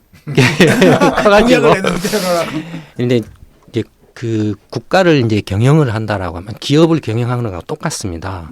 국가를 경영을 한다고 하면 전략이 먼저 필요한데 근데 전략 앞에 이제 비전이 있겠죠. 예. 어떤 나라를 만들어 가겠습니다. 그 비전에 대해서 국민들이 공유를 해야 되겠죠. 그 비전을 이제 설득을 이제 해야 되겠죠. 먼저 국민들이 공감하면 그 비전을 실현하기 위한 전략들이 이러이러한 전략이 있는데 예컨대 이제 그 경제 문제에 지금 가장 절실하기 때문에 경제를 보면은 크게 보면은 이제 시장 영역이 있고 시장 영역이 아닌 게 있습니다. 예를 들어서 한국 같은 나라는 자원이 없습니다. 땅은 좁습니다. 사람만 있죠. 그런 경우에는 전략적으로 어떤 전략을 선택할 것인가. 예를 들어서 한국이 먹고 살려면 사람을 통해서 부가가치를 낼 수밖에 없어요. 그러면 사람을 키우는 비용에 대해서는 어떻게 하는 게 효율적일까요? 국민들한테 물어보는 거죠. 국민들이 이거 그 공동체의 공동 비용 부담으로 합시다. 근데 국민들은 야 네가 알아서 해 뽑아줬으니까 왜 자꾸 시끄럽게 물어보고 그래. 그렇게 나오면 어떡하시죠? 저희가 그 국민들이 판단하실 수 있게 대안들을 제시해 드릴 수 있죠. 아무리 해도 안 되더라고. 야 뽑아줬으면 네가 알아서 해야지 왜 자꾸 물어봐 이렇게 나오는데 그거 어떻게 해요? 근데 대안들을 제시를 할 수가 있는데 어쨌든 그렇게 하면은 교육과 관련한 모든 그 비용들은 평생 학습 체계로 가는 겁니다. 평생 학습이고, 근데 전부 그걸 공동체 비용 부담으로 하는 거죠. 예를 들어서 의료 보험 같은 경우는 어떻게 할 겁니까? 영국 국민들은 자꾸 뭐 이런 뭐 신자유주의다, 자본주의, 뭐 시장 경제, 뭐 이렇게 본산지다, 뭐 이렇게 하지만 영국 국민들이 생각할 때 의료 보험은 공동체 비용 부담으로 하자라고 해서 그렇게 하고 있는 거거든요. 한국도 역시 마찬가지라는 겁니다. 그러니까 먼저 그런 큰 줄기부터 이제 일방적으로 저는 이렇게 생각하면은 이렇게 생각하고 있고 이렇게 하면 좋습니다라고 할 수는 없습니다. 민주주의라는 게 있기 때문에. 그러니까 그 대안들을 제시를 해서 국민들로부터 의견 수렴을 해서 그러면은 지금 이제 한국은 이미 벌어져 버린 거 이렇게 아까 고령화 문제라든지 노인 복지 문제라든지 이미 벌어져 버린 거거든요. 그럼 이건 이 벌어져 버린 문제에 대해서 우리가 눈 감을 거냐? 같이 이렇게 어쨌든 간에 같이 이렇게 한때를 이렇게 살아오고 고생한 이렇게 부모들이니까 우리가 힘들더라도 이분들을 같이 모시고 가자라고 한다라면 거기에 맞는 재원 투입 방안을 만든다 이겁니다. 그러니까 전체 자원은 한정돼 있어요. 한정돼 있는데 자원을 어디다 배분할 것인가, 그렇죠. 전략적 배분이라든지. 그렇죠. 그것들을 먼저 명확하게 구별을 지어야 되죠. 그에 대한 동의를 이렇게 확보를 해야 되죠. 쉬운 일은 아닌데 제가 이런 예를 들어가지고 지금 우리가 지금 진단을 해보지 않았습니까? 뭐 세계 경제 흐름과 한국 경제 문제점과 다 했는데 두 가지인 것 같아요. 하나가 진단, 두 번째가 해법이잖아요. 근데 이것도 달라요. 예를 들어가지고 보수냐 또 진보냐에 따라서 많은 경우에 진단도 다른 경우도 있고 설사 또 뭐냐 박근혜 정권처럼 진단은 같아도 지금 결과적으로 나온 해법은 완전 100% 진단도 달라요. 진단을 달라요. 거짓말로 한 거지. 지난번에 끊어준 대선 때 끊은 진단서는 가라야. 그거는 그냥 보여주기용으로 만든 진단서고 실제 진단서는 달랐던 거예요. 그러니까 저는 사실은 우리 김광수 소장님 말씀 들으면서 저는 이제 경제학을 조금 공부해 본 정도 경제학도로서 이렇게 생각을 할 때 한국 사회가 정부가 혹은 대통령이 장관들이 뭔 컨셉을 잡아서 끌어나가기에는 이미 늦은 국가 아니냐 이게 그런 생각이 들어요. 그러니까 한국은 상대적으로 다른 산업국가에 비해서 정부가 산업정책을 적극적으로 쓰는 나라예요. 상대적으로 보면. 예전만큼은 아니지만. 그걸 어디서 할 수 있냐 하면 통합재정 기준으로 해서 그 정부 지출의 20% 정도를 소위 경제라는 항목으로 묶인 데 쓰고 있어요. 이게 대부분 사실은 기업 지원하는 거예요. 내용상 보면. 그리고 각종 규제라든가 특혜도 대단히 많고요. 되게 서유럽의 오래된 산업국가들이나 미국 같은 경우에 이런 산업정책을 거의 하지 않죠. 그러니까 전체 국가 재정 지출 중에서 우리의 경제에 해당되는 지출이 비중이 10% 미만이라고요. 그러니까 결국은 무슨 얘기냐 하면 독일처럼 잘 나가는 최근에 잘 나가는 과거에도 잘 나갔던 나라의 경제 운영을 보면 정부가 만약에 포지티브하게 프로세스에 과정에 개입하지 않아요. 정부가 개입하는 거는 구조만 개입하는 거예요. 예를 들어서 자동차의 배출가스 규제 기준이라든가 연비 규제 이런 것들을 심하게 한단 말이에요. 이제 1980년대 90년대 내내 그랬거든요. 기름값을 굉장히 비싸게 유지를 했어요. 그 구조의 결과 그렇게 규칙을 만들어 놓은 결과 독일 자동차들이 연비가 굉장히 우수하고 소음이 적고 유해 배기가스가 굉장히 적게 나오는 차들이에요. 그러니까 지금 FTA에서 미국하고 차 시장을 열어놓으니까 거길 다 지금 아우디, 폴크스바겐, 벤베, 메르세데스가 들어와서 다 잡아먹고 있잖아요. 이게 결국은 우리나라를 보더라도 사실 뭐 열심히 하려고 했던 대통령이 있을 때나 뭐 맨날 무슨 찌라시 파문이나 내는 대통령이 있을 때나 뭐 그렇게 큰 차이가 없어요. 맨날 사기치고 강바닥에다가 돈 퍼붓는 대통령이 있을 때도 안 망하고 굴러갔고. 그죠? 뭐 기대 많이 했던 김대중 정부 노무현 정부 때도 그닥 좋아진 거 없었고. 이미 한국 경제는 누군가 어떤 리더가 들어서서 프로세스에 직접 개입하거나 구조를 강제적으로 바꾸는 것이 불가능한 지경까지 온 나라 아니냐. 이게 꼭 그게 부정적인 거라는 건 아니에요. 그래서 이제 이 경우에 어떤 정치 세력을 교체하고 국가를 운영하는 권력 책임자를 교체함으로써 뭐가 크게 바뀔 수 있다고 이야기하는 그 자체가 좀 아닌가? 네. 안 그러고는 이렇게 개판 치는데도 그걸 쌍망하지는 않았잖아요. 속으로 골병 드는 정도지. 이런 시각에 대해서는 어떻게 보세요? 일단 진단이라든지 대안에 대해서 지금까지 납득하거나 이렇게 공감할 수 있는 그런 걸 제시한 걸 거의 본 적이 없고요. 아마 저희 연구소는 굉장히 조그만했습니다. 작습니다. 작음에도 불구하고 이렇게 좀 그 유명하신 세 분이 이렇게 저를 이렇게 초청해 주실 정도로 정의당보다는 훨씬 유명하고 인기 있는데요, 김광수 연구소가. 네, 한 것은 아무래도 유료관광 우리 5만 주고 1,000명씩 못 모아요. 아니, 절대 못 모아 우리. 우리가 답떠도. 네. 근데 저희가 아까 말씀드렸던 것처럼 이미 오래전부터 이런 그 위기적인 상황을 내다보고 나름대로 많은 그 대안에 대한 그런 그 해결책들을 준비를 해왔습니다. 물론 그 실제로 저희가 그런 상황에 부딪혔을 때 성공적으로 잘 할지 못할지는 그때 가봐야 알겠죠. 가봐야 알겠지만 그러나 적어도 지금 현재 상황에서는 아마 저희의 저희가 하고 있는 이순신 프로젝트가 거의 유일한 대안이 아닐까 싶습니다. 저희는 정말로 많은 그 노력과 준비를 해왔고 나중에 때가 되면 구체적으로 어떻게 이제 세부적인 문제들에 대해서 말씀드릴 기회가 이렇게 올 거라고 생각합니다. 우리 청취자 여러분들 이순신 프로젝트 검색해 보시고 경제 공부 좀 합시다. 들어가서. 근데 저는 사람 이렇게 뭐 세력만 선택하는 것이 선거처럼 이렇게 돼 있는데 그러다 보니까 계속해서 이렇게 다른 정치 세력을 선택해도 결과적으로는 비슷비슷한 어떤 상황이 이제 나올 수 있다는 지적도 있는데 저는 우리가 선택해야 될 것은 사람보다도 물론 대통령 선거니까 뽑는 건 대통령을 뽑지만은 그 과정 자체가 향후 5년 우리가 어떻게 살 것인가를 결정짓는 그 과정이어야 된다고 보는 거예요.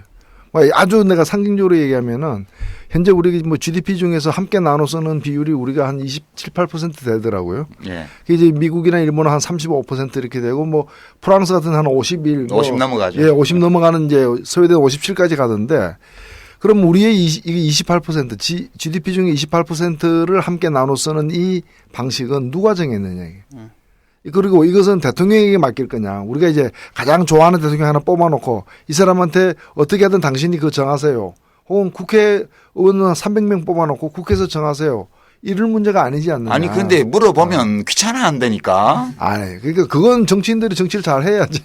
그걸 귀찮아하지 않고 재밌어 하고 심각하게 받아들이도록 만들 필요가 사실. 아니 나는 유권자로서 재밌게 생각하는데 실제 물어보면 머리 아파 죽겠는데 왜 물어보냐고. 근데 그것도 이제까지 별로 물어보려고 안 했어요. 저희 이제 이순신 프로젝트가 구체적으로 진행되는 모습은 전국 각지의 시민 공부방이라는 형태로 이렇게 진행이 되고 있습니다. 지금 현재 한 70여 개 정도가 전국 각지에 만들어져 있는데 저희가 이걸 뭐 한 300개, 500개까지 전국 방방곡곡에 이제 확장을 하려고 하는데요. 이게 자리만 잡으면 아마 기존의 어떤 언론 매체가 됐건 어떤 세력이 됐건 아마 이게 힘을 쓰지 못할 거라고 생각을 합니다. 그러니까 저희 이제 그 시민 공방에 참여하시는 분들은 정말로 평범한 시민들입니다. 그분들이 무슨 경제에 대한 전문적인 식견이나 어떤 지식이나 이런 걸 가지고 있으신 것도 아니고, 물론 개중에는 상당한 뭐 전문가들도 계시지만, 그럼에도 불구하고 오셔서 하나를 더 배우려고 하신다든지 공부하려고 하신다든지 아니면은 내가 잘 몰라도 이렇게 돼야 된다라고 공감하시고 오시거든요.